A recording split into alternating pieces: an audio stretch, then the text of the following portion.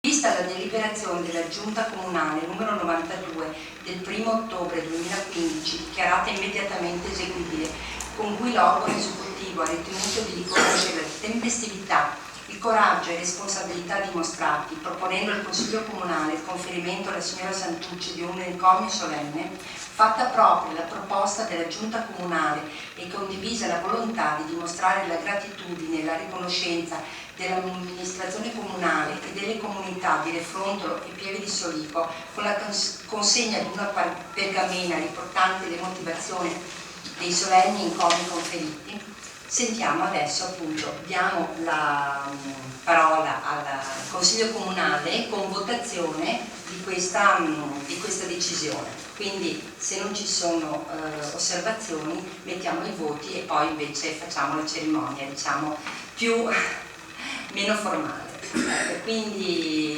vediamo i favorevoli per questo encomio, alzata di mano, all'unanimità e anche l'immediata esecutività. Favorevoli? Tutti i presenti.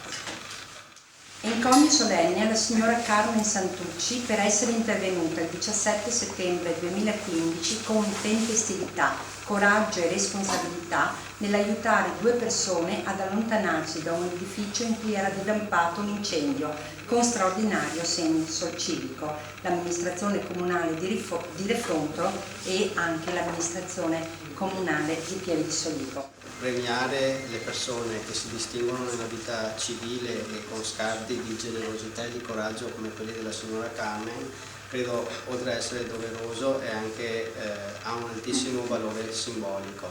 È giusto che i cittadini facciano parte della comunità civile e queste gesta vengano rese pubbliche e appunto elevate al massimo dell'encomio.